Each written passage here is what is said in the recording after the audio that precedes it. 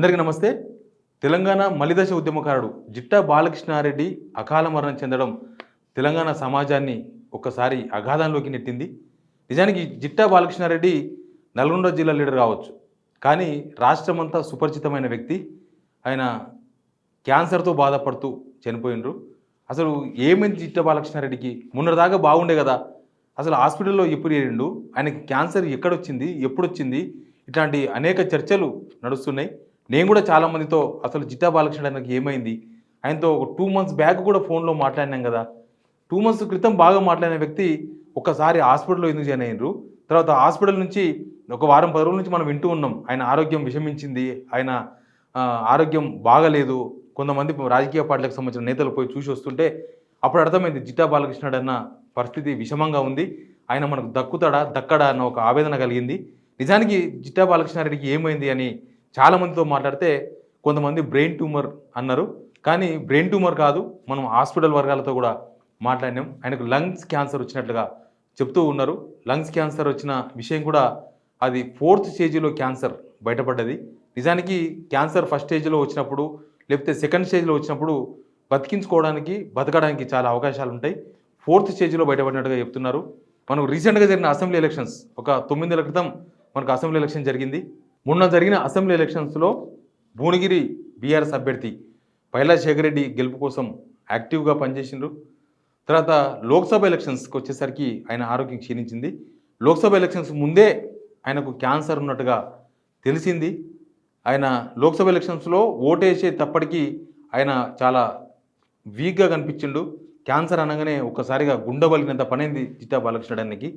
ఆయన లోక్సభ ఎలక్షన్స్ ఓటేసినప్పుడు కూడా ఆయన కారును పోలీసులు మానవతా దృక్పథంతో ఓటేసే ప్లేస్ దాకా కారుకు అలో చేసిండ్రు. అప్పుడే ఆయన చాలా వీక్గా కనిపించిండ్రు.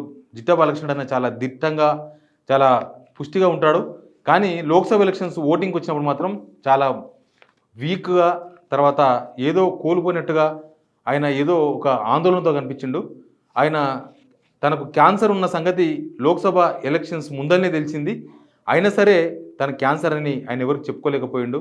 ఒక రాజకీయ నేతగా ఆయనకు అభిమానులు చాలామంది ఉన్నారు, అన్ని పార్టీల్లో అభిమానులు ఉన్నారు. ఒక ఉద్యమకారినిగా ఆయన అందరికి తెలిసిన వ్యక్తిగా ఆయనకు చాలామంది ప్రేమిస్తారు జిట్టా బాలకృష్ణారెడ్డిని.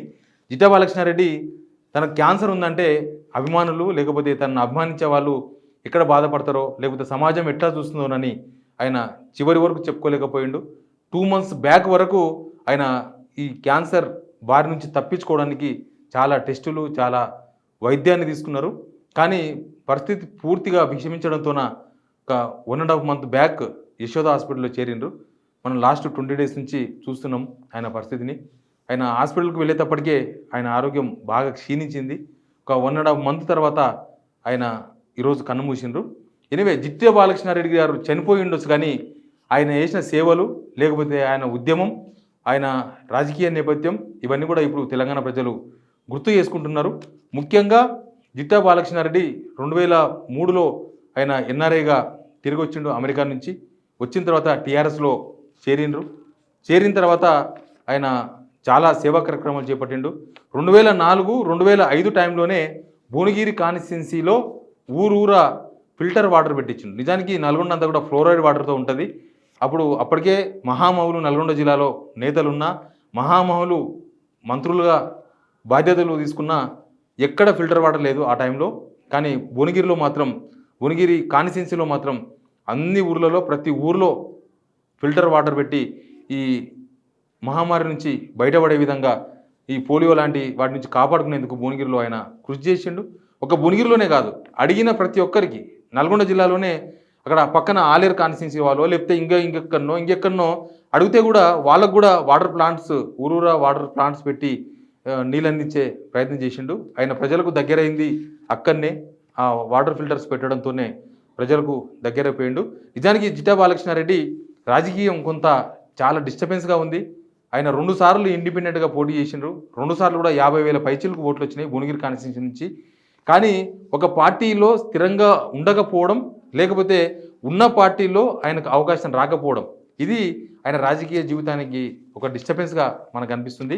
2009 నిజానికి టీఆర్ఎస్ నుంచి టికెట్ వస్తుందని ఆశించారు. బట్ అప్పుడు టీడీపీ అలయన్స్లో టీడీపీకి టికెట్ పోయింది. అక్కడి నుంచి మనస్తాపం చెందినరు, టీఆర్ఎస్లో ఉండలేనని అక్కడి నుంచి వచ్చి కాంగ్రెస్లో వైఎస్ రాజశేఖర సమక్షంలో కాంగ్రెస్లో ఏరినరు. కాంగ్రెస్లో ఏరిన తర్వాత కొన్ని రోజులకే వైఎస్ రాజశేఖర చనిపోయినరు. చనిపోయిన తర్వాత ఆయన కాంగ్రెస్లో ఉండలేకపోయిండు. వైఎస్ రాజశేఖర చనిపోయిన తర్వాత పార్టీలో ఉండే గ్రూప్ రాజకీయాలు, ముఖ్యంగా నల్గొండ జిల్లాలో ఉండే గ్రూప్ రాజకీయాలు ఇవన్నీ కూడా తట్టుకోలేక అక్కడి నుంచి బయటకు వచ్చిండు. జగన్ వెంట వైఎస్ఆర్సీపీ పోయినరు. వైఎస్ఆర్సీపీలో కొన్ని నెలలు ఉన్నారు.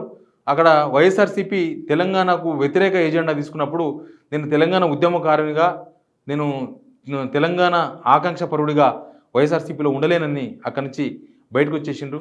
బయటకు వచ్చి బీజేపీలో చేరిండ్రు. బీజేపీలో చాలా యాక్టివ్గా పనిచేసిండ్రు. ఆయన రాజకీయాలకు పార్టీకి ఇంకొక రాజకీయానికి మధ్య కొంత గ్యాప్ కూడా ఉన్నది. ఆ గ్యాప్లో యువజన సంఘాల సమావేశాలు, తర్వాత ఉద్యమకారుల సమ్మేళనాలు ఇట్లాంటివి చాలా కార్యక్రమాలు చేపట్టేవాడు. తర్వాత బీజేపీలో చేరిండ్రు. బీజేపీలో చేరే కన్నా ముందు వైఎస్ఆర్సీపీ నుంచి బయటకు వచ్చిన తర్వాత మధ్యలో ఒక పార్టీని స్థాపించారు, యువ తెలంగాణ పార్టీ స్థాపించిన తర్వాత నెక్స్ట్ బీజేపీలో చేరిండ్రు. బీజేపీలో ఏరి యువ తెలంగాణ పార్టీని బీజేపీలో మర్జ్ చేసిండ్రు 2022 ఆ టైంలో. ఆ తర్వాత బీజేపీలోనే చాలా కాలం పాటు ఉన్నారు. బండి సంజయ్ ప్రెసిడెంట్గా ఉన్నప్పుడు చాలా చురుగ్గా బీజేపీలో పాల్గొన్నారు. బీజేపీ కార్యక్రమాలు, బీజేపీ ఇచ్చే ప్రొటెస్టులు, దానిలో ఆ పిలుపులో పాల్గొన్నారు. అక్కడి నుంచి మళ్ళీ మొన్న ఎలక్షన్స్ ముందు 2023 ఎలక్షన్స్ ముందు కాంగ్రెస్లో చేరే ప్రయత్నాలు నడిచినాయి. ఎటకేలకు మళ్ళీ ఆయన తన మదర్ పార్టీ బీఆర్ఎస్కి వచ్చి బీఆర్ఎస్లో చేరిన 2023 ఎలక్షన్స్ ముందే. ఇప్పుడు ప్రస్తుతం ఆయన బీఆర్ఎస్లో ఉన్నారు. ఆయన రాజకీయం అంతా కూడా చాలా డిస్టర్బెన్సు. ఏ రాజకీయ పార్టీ తనకు టికెట్ ఇవ్వలేకపోయింది. 2009లో అయినా, 2014లో ఆయన ఇండిపెండెంట్గానే పోటీ చేసిండు. 2018లో ఆయనకు టికెట్ ఇవ్వలేదు బీజేపీ. తర్వాత ఏ పార్టీ కూడా తనకు టికెట్ ఇవ్వలేదు. 2 సార్లు కూడా ఇండిపెండెంట్గానే జిట్టా బాలకృష్ణారెడ్డి పోటీ చేసిండు. నిజానికి జిట్టా బాలకృష్ణారెడ్డి 100 కోట్ల రూపాయలు పోగొట్టుకున్నాడు రాజకీయాలలో. తెలంగాణ ఉద్యమం కోసం ఆస్తులు పోగొట్టుకున్నాడు. 100 ఎకరాల భూములన్నీ అమ్మేసిండు అని ఆయన సన్నిహితులు చాలామంది చెప్తూ ఉంటారు. ఆయన నిజానికి ఇప్పుడు ఆయనకు ఆస్తులు లేవు, కేవలం అప్పులు మాత్రమే మిగిలిన జిట్టా బాలకృష్ణారెడ్డికి. ఒకప్పుడు 100 కోట్ల ఆస్తులు ఉన్నాయి, ఇప్పుడు 100 కోట్ల అప్పులు మిగిలినాయి అనేది ఆయన స్నేహితులు చెప్తూ ఉన్నారు. స్ట్రేట్ ఫార్వర్డ్గా రాజకీయాలు ఉండడం జిట్టా బాలకృష్ణారెడ్డికి మైనస్గా మారింది. ఆయన ఏదైనా ఓపెన్గానే 2009లో టికెట్ ఇవ్వకపోతే భువనగిరి వేదిక పైననే కేసీఆర్ను నిలదీసిండు జిట్టా బాలకృష్ణారెడ్డి. అట్లా బీజేపీలో ఉన్నప్పుడు అన్యాయం జరిగితే బీజేపీలో గలమెత్తిండు. ఇట్లా ఏదైనా ఓపెన్గా మాట్లాడడం, స్ట్రేట్ ఫార్వర్డ్గా మాట్లాడమే జిట్టా బాలకృష్ణారెడ్డి పొలిటికల్ జీవితానికి మైనస్గా మారింది. Anyway, Jitta Balakrishna Reddy no more అన్నదాన్ని అభిమానులు జీర్ణించుకోలేకపోతున్నారు. ఒక ఉద్యమ కిరటం, ఉద్యమ నాయకుడు ఇట్లా అకాలంగా చనిపోవడం అయితే చాలా బాధగా తెలంగాణ సమాజం భావిస్తున్నది. ఆయన క్యాన్సర్ వచ్చినప్పుడు దానికి సరిగ్గా ట్రీట్మెంట్ తీసుకోలేదా, ఎందుకు కనీసం సన్నిహితులకు కూడా తన క్యాన్సర్ ఉన్న విషయాన్ని చెప్పుకోలేకపోయిండు. ఒకవేళ నిజంగా అందరికి చెప్పుకొని ఉంటే ఎక్కడనో దగ్గర తనకు మెరుగైన చికిత్స అందించేవాళ్ళు.